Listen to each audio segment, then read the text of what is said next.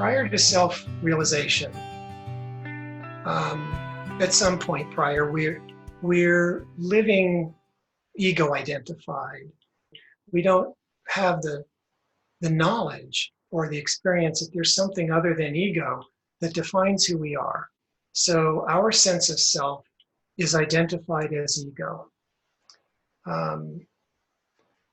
But it is possible. There is a kind of an awakening, which I would call awakening to the ego, which can happen, but it is not awakening out of the ego.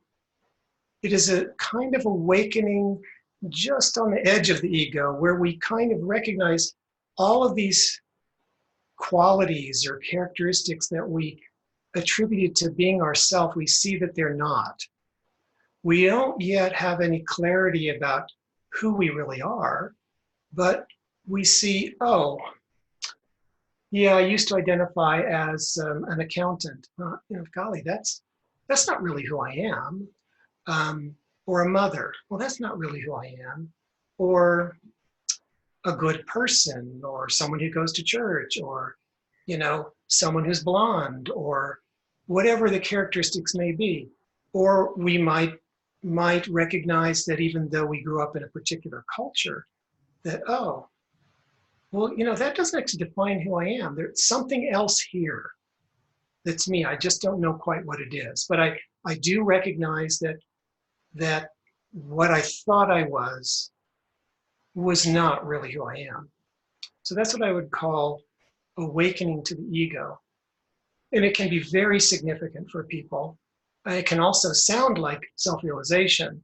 And I think sometimes people can get confused if they're trying to understand what's happened and they come upon spiritual literature or teachers or videos and they think, oh yeah, that was my experience. But there's some characteristics that define self-realization that haven't yet happened. So that's what awakening to the ego is. Then there is awakening to the soul. And the context of this awakening is that the soul itself is like a drop in the ocean of the cosmic being. I refer to the cosmic being as pure conscious being. So pure conscious being is the whole of the being of existence. But it's comprised, if you will, in its infinity, of infinite drops of individuated consciousness. And that's what I'm referring to as the soul. So the soul is what, as individuals, each of us fundamentally is. So awakening to the soul is when the soul wakes up to itself and realizes that it is a drop in this bigger, infinite ocean of pure conscious being. So that's kind of an interim stage that not everyone goes through.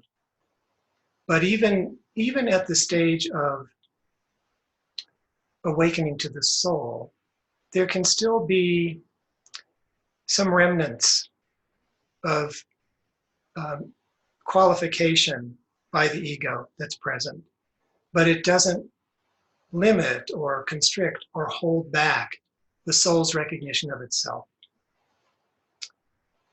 And then the next major stage is self-realization or cosmic consciousness. And so this is what many people describe as that moment of shift of identity where you shift completely out of the sense of personal self.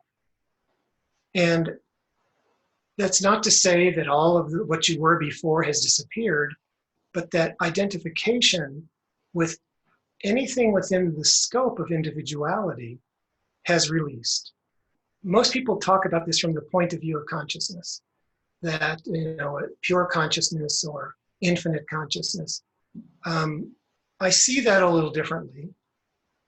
I see that as being a character of pure conscious being. The pure conscious being is like the formless form, the formless body that holds the space of all consciousness in it. And it's within that appearance, existence arises. So what we experience in self-realization is experiencing the world as arising in us, essentially. It's not yet oneness or unity, but it has this quality of recognizing this wholeness of consciousness in which existence and appearance and phenomena arise. So that's self-realization. Unity or oneness is the next major transformation. That's when pure conscious being recognizes that everything that's arising in the space of consciousness is pure conscious being. It realizes that everything is itself. In self-realization, there's still duality, even though many people will talk about it as though there is none, that self-realization is this non-dual state. It isn't really, because the sense of self is still distinct from all of the phenomena that's occurring. It's just that the sense of self isn't identified with any of it. So when unity or oneness occurs, then that sense of self is united with all of the phenomena appearing within the whole scope of consciousness. And so that's why it's called oneness. And in that state, the entire space of consciousness is understood and known to be nothing other than this wholeness of pure conscious being. And then once we move beyond that, it gets really, really abstract, because it's difficult to relate to the concept that there is anything beyond consciousness, because that is the realm in which we know anything. Consciousness appears to be the source of everything that we perceive or sense or know or feel or understand. So what happens after that is we move beyond the realm of consciousness into the divine. And we begin to see that all of appearance, all of existence, pure conscious being, and everything that includes resides in the body of the divine. And that's hard to talk about.